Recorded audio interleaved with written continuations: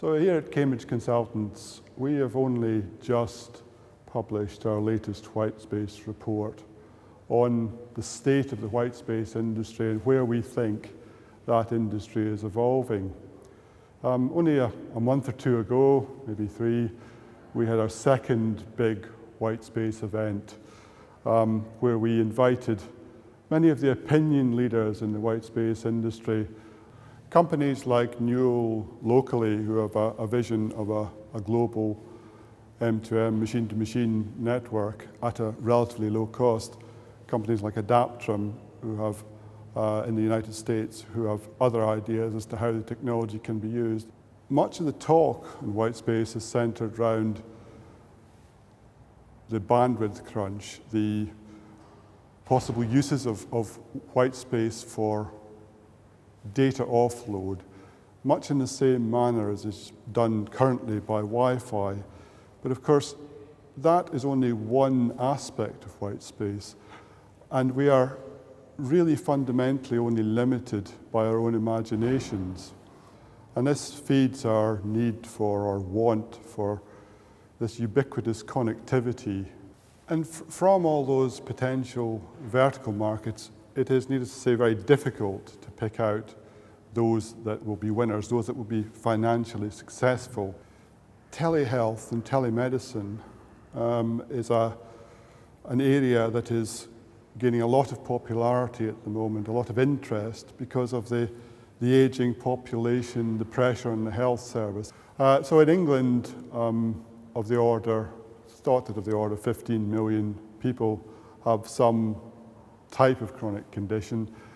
In the USA, it's thought to be perhaps as high as 1 in 2, and the Continua Health Alliance have suggested that worldwide, maybe up to 600 million people might have one or more chronic condition. Now, the data that comes out of this long-term monitoring in itself is very valuable, but also, of course, needs to be collated back at the clinician or the hospital.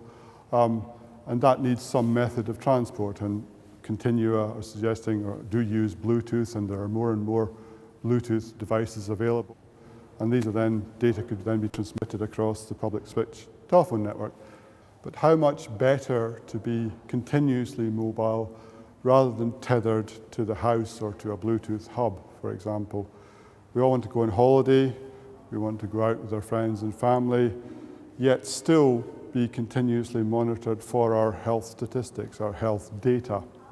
White space as a method of supporting the technologies that transport this health data is almost ideal. It has much more ubiquitous coverage. The networks that we need to support it are much cheaper than conventional cellular networks.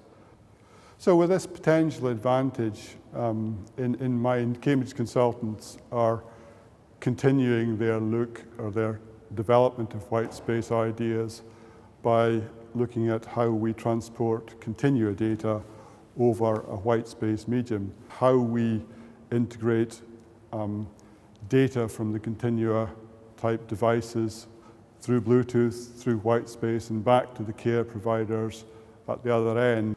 We see telehealth as a possible really advantageous use of the spectrum, which ultimately benefits the man and the woman in the street.